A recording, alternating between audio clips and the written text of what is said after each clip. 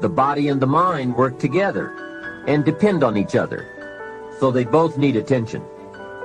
There's a Bible phrase that says, treat your body like a temple. So just put it in your notes, body like temple. Not a bad suggestion. Treat your body like a temple, not a woodshed. Now, in taking care of the physical, we must learn to be conscious of ourselves, but not self-conscious. We need to be aware of our physical appearance, our physical well-being, but not to the point of being self-conscious. We need to be aware, we need to take care, but some people devote too much of their day to physical appearance. Physical appearance is going to have something to do with your future, your well-being, your income, so do spend some time on physical appearance. People look on the outside, and God looks on the inside. Now, you might believe that people shouldn't judge you by physical appearance. Well, let me give you a clue. They do. Make sure you don't order your life based on shoulds and shouldn'ts. You'll always be confused, and you'll always have trouble. The best thing to base your life on is reality. What people really do. So since people generally judge by appearance, then that's probably one thing we want to take care of. That's just part of the game. Now, of course, when people get to know you, or if they've been around you any length of time at all, they're going to judge you by more than appearance. But sure enough, people at first are going to take a look. So taking care of yourself in personal appearance is a consideration. Now, physical development also includes your good health and your well-being. You've got to spend some time on that so that you feel good in the marketplace. Get involved in some form of disciplined exercise. Keeping fit and feeling good has a positive effect on your attitude, not just your appearance. Even if you're not into sports, there are some cassette programs and books on how to stay in excellent shape in only 20 to 30 minutes a day. Get the tapes and find your best way to stay physically fit. Just develop a bit of consciousness about taking care of yourself physically.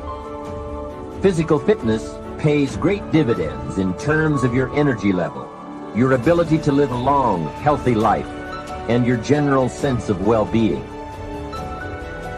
The other part of physical well-being is nutrition. There are some excellent cassettes and books on this subject for you to investigate as well. Do all you can to stay fit, to stay healthy, and to stay well, because physical health and fitness affect how you feel about yourself and how you perform in the marketplace. When you feel good about yourself, other people will feel good about you too. Appearance, vigor, vitality, and well-being have a lot to do with how your life works out. That's the physical side.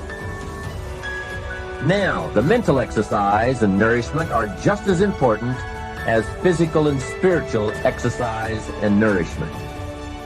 You want to make sure that the acceleration of your mental health, mental well-being, and mental capacity keeps up with your physical capacity.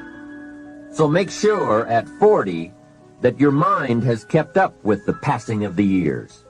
Don't stay 30 at 40. Don't stay 30 at 50. Keep up the learning curve with mental exercises. It's so important for you and me to be stretched beyond where we are. It's too easy to just comfortably sit and stop growing. It often doesn't seem to be that necessary to make the push, to make the effort to learn and to grow and to challenge yourself. But let me give you something to think about. The last few years of the 20th century are going to demand a lot more mental vigor and mental activity. The competition and complications of life are going to truly challenge the full capacity of our mentality. So, stretch your mind. It's easy when you finally find yourself in a good job to stop pursuing mental development. Have you heard about the accelerated learning curve? From birth up until the time we are about 18, our learning curve is dramatic, and our capacity to learn during this period is just staggering. We learn a tremendous amount, very fast. We learn our language, our culture, our history, science, mathematics, everything. But guess when this learning curve starts to taper off? When we get our first job, usually. Now sometimes, for some people it will continue, but sure enough, here's where it usually levels off. If there are no more exams to take, if there's no demand to get out paper and pencil, why read any more books? Now you will just learn by some experience. Just getting out there and by doing it wrong and doing it right and stumbling around. You learn some. But can you imagine what would happen if you kept an accelerated learning curve all the rest of your life? Can you imagine what you could learn to do? The skills you could develop? The capacities you could have? So here's what I'm asking you to do. Be that unusual person who keeps up his learning curve. Succeeding in life is not usual. It's unusual. You need to develop some unusual habits to earn the outstanding rewards. A friend of mine said, a standard education will get you standard results. You want a lot more than standard results? You need to become a lot more than a standard person. And now I've got some more good news for you. Never before in the history of the world has it been easier for someone like you or me to become educated, skilled, highly creative, innovative, and spilling over with profitable ways of thinking. You can turn your automobile into a professional growth seminar on wheels. I'm serious. Cassettes can turn the time you spend driving your car, dressing in the morning, or exercising into solid, effective personal development. While your friends are vegetating on the way to work, listening to the radio that doesn't help them one bit to do a better job, you're picking up new negotiating skills, better sales techniques, or a new creative way to solve problems. Keep building your library of fine, quality cassette resources. There isn't a better place you can put a few dollars every month. Become a student of good ideas, wherever they can be found. Start with all the things you can do to make your life better and make you feel better about yourself. Make a list.